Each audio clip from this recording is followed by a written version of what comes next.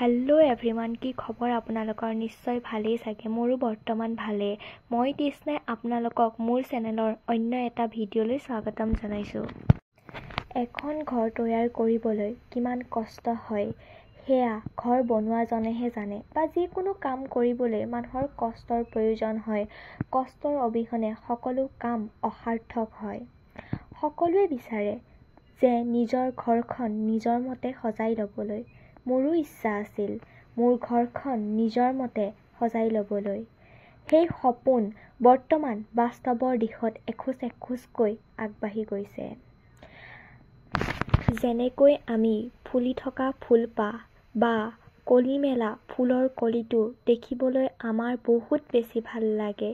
কিন্তু ফুলপাহ ফুলিবলৈ বা কলিটো পেলাবলৈ আমি প্ৰথমতে ফুলৰ গছজোপা ৰুব লাগিব, তাক সাৰ পানী দি ডাঙৰ দীঘল কৰিব লাগিব। তেতিয়াহে ফুলপাহ ফুলিব বা ফুলৰ কলিটো পেলাব।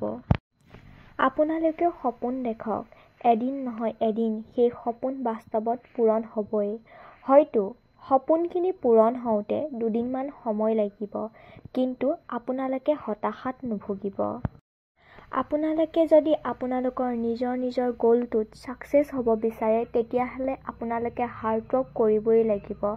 আপোনালোকে লোকৰ কথা শুনি হতাশাত ভুগিলে নহ'ব, কাৰণ আজিৰ দুনিয়াত সমালোচনা কৰা মানুহ বহুত বেছি।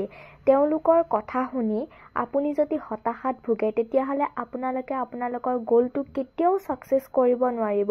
সেয়েহে আপোনালোকে হাৰ্ডৱৰ্ক কৰি যাওক, এদিন নহয় এদিন আপোনালোকে সেই গ'লটোত ছাকচেছ হ'বই। আৰু আপোনালোকেও আমাক আশীৰ্বাদ কৰিব, যাতে আমিও আপোনালোকৰ আশীৰ্বাদত আগবাঢ়ি যাব পাৰোঁ আৰু আমাৰ সপোনবোৰ দিঠকত পৰিণত কৰিব পাৰোঁ। আৰু আপোনালোকে যদি মোৰ ভিডিঅ'টো চাই ভাল পালে, তেতিয়াহ'লে please like, comment, share and subscribe কৰি দিব। আপোনালোকক আকৌ এটা নতুন ভিডিঅ'ৰ সৈতে লগ পাম। আজিলৈ আহিছোঁ, বাই বাই।